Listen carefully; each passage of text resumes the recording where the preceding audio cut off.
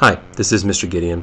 So we've talked a lot about philosophies regarding which path to take when it comes to economic stabilization policy, but it's all been focused on the short run. In the long run, the standard of living depends more on creating economic growth and shifting the production possibilities frontier or the long run aggregate supply curves rightward than upon minimizing fluctuations around those curves. They really, if you recall, show roughly the same thing. It's in a different format, of course, but LRAS, long run aggregate supply, is this home spot for an economy that has the natural rate of unemployment, the natural rate of income, full employment, natural rate of output, all these things that you're supposed to use shorthand labels and cluster underneath the LRAS curve. A production possibilities frontier or a PP curve conceptually shows the same thing, the potential for an economy. But if you can grow your potential as an economy, then we're essentially and literally moving the bar. We're saying that our potential can be greater than it was in the past, and we can try over the course of the long run to stabilize around this new area of potential, but it's a game changer, as you might call it, and this is really where we want to try to focus our efforts over the long haul, growing the potential of our economy. It's possible that we can start from an inefficient level of production and get to more of the place where our economy's true potential is in the long run, or maybe already have been operating at our long-run potential, and now we're trying to push that envelope even further. But both of these diagrams show that concept. The key statistic that's used by economists to track economic growth is real GDP per capita, real GDP divided by the population size for a country. And if you take a look at these figures over the last several years, you get a pretty clear picture. For instance, with this visual, you'll see that today more than 50% of the world's population lives in countries with a lower standard of living than the United States had a century ago. Not necessarily good news for them, and they're shown according to the legend there. Also, according to this visual, you can see the average annual growth rate of real GDP per capita over the last couple of decades from selected countries across the globe, and as in the case of Zimbabwe, it's possible to have negative growth. So you can't automatically assume that all countries are growing, and amongst those that are, that they're growing necessarily at the same rate. But the use of real GDP per capita is the starting point and really the baseline fundamental that economists use to try to measure growth. You can also go beyond these notes, and that's a matter of fact what I want you to do right now. Go to the CIA World Factbook using this link and figure out which country, according to their recent figures, has the highest GDP per capita. It's listed in nominal GDP, not real GDP, but roughly the same kind of story is going to be told when you go there. Also, see if you can figure out which one has the lowest. It shouldn't be very difficult. Also answer where the United States ranks after you pause this video and then come back. So obviously, different pictures for different countries. Some of them doing very, very well in terms of growth as measured by GDP per capita or real GDP per capita, and some of them not doing well. However, many economists have suggested that there is evidence that international differences in real GDP per capita tend to narrow over time. This is known as convergence hypothesis. Believers in this hypothesis say that convergence happens because countries that start with lower real GDP per capita tend to have higher growth rates, and this seems to make sense. I think intuitively to most of us, they have greater room for growth.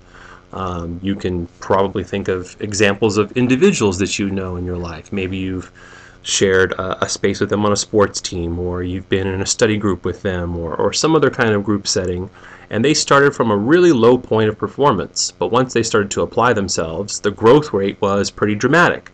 Very different than somebody that maybe had been excelling at a relatively high rate for a long period of time. And so growth is change. That's something that you want to keep in mind. There are economic theorists that believe that generally over time the trend seems to be that most countries are improving, their growth rates are in a positive direction, and that they seem to be converging to a point where there is more widespread health and wealth across the globe. This diagram seems to show some convergence amongst the three countries that are shown. And normally real GDP per capita grows at most a few percent per year, but as you may have heard in the news or just through anecdotal stories, China and to some extent India are kind of breaking this mold in recent history. But it's usually relatively incremental. We're talking about a couple of percent per year in real GDP per capita if we're talking about significant growth. In the case of the United States, in roughly the last 100 years, we've averaged about 1.9% growth per year in real GDP per capita. And we have a table here, of course, that indicates that no matter which direction you want to move in. If you want to start in the year 1908 and say, okay, this is our starting point, we're going to say that that was our true potential, so we'll mark that as 100% of our capacity. Today, this would be the percentage of that original figure that we arrived at in 2008. If you want to work backwards and start from 2008 and make that 100% of potential and work back to 1908, then we would say that in 1908 we were at 15% of our potential that we reached as of 2008. But the important thing, really, that you want to get from this lesson is the group of ideas behind how we make this happen. How do you grow? Because it doesn't necessarily just happen on its own. Sustained growth in real GDP per capita only occurs when the amount of output produced by the average worker increases steadily. We refer to this as labor productivity, or just productivity for short. It's the output per worker or the output per hour of workers. The sources of long-run growth are, number one, physical capital. This is a group of manufactured goods used to produce other goods, like companies that use buildings and machinery and such. Those buildings and machinery and other physical items that have worth over time. They're not perishable typically, or what we refer to as physical capital, and I'm sure this is review for you. Also, human capital, worker capacity due to education and knowledge.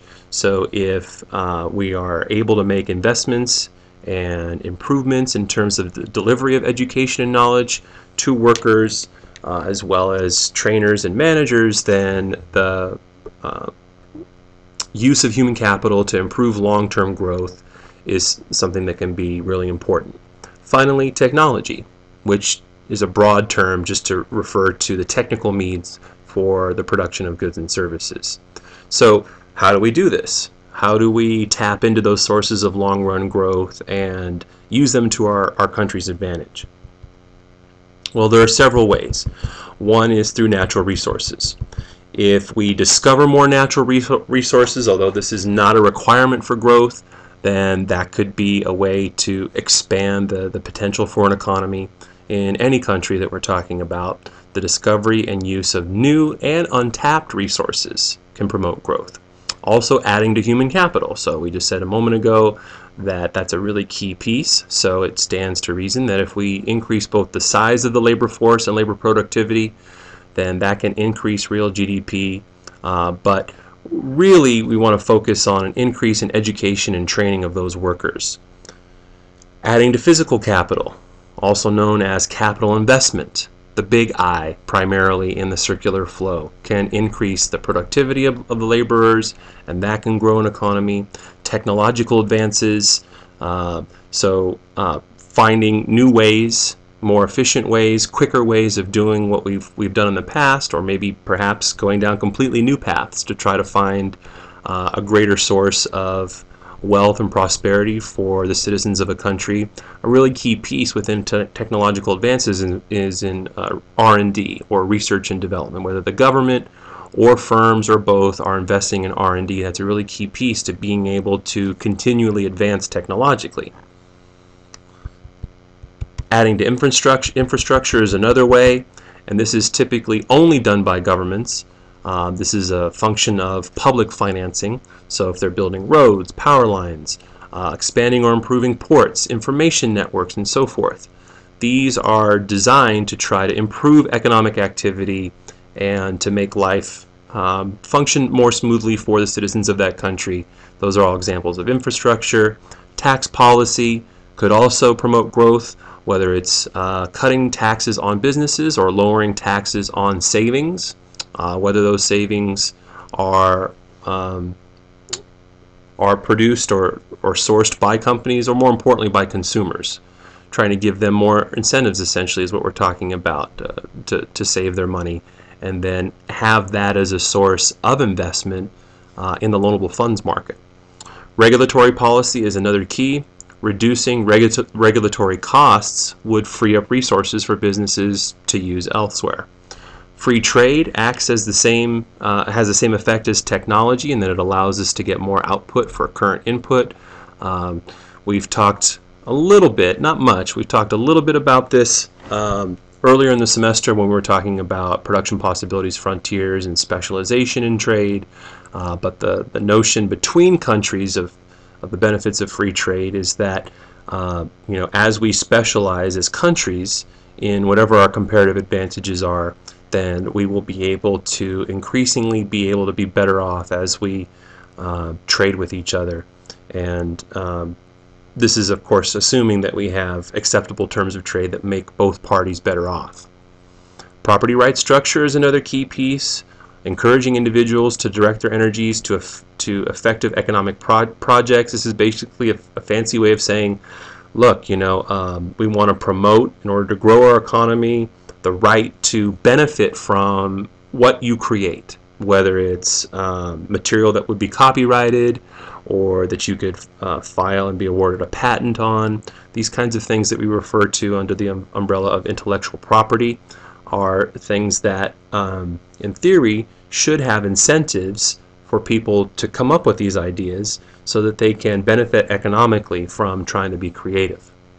And then, of course, just in a general sense, economic freedom. Data shows that economic freedom and real GDP per capita are correlated. The freedom may be the cause of the higher real GDP.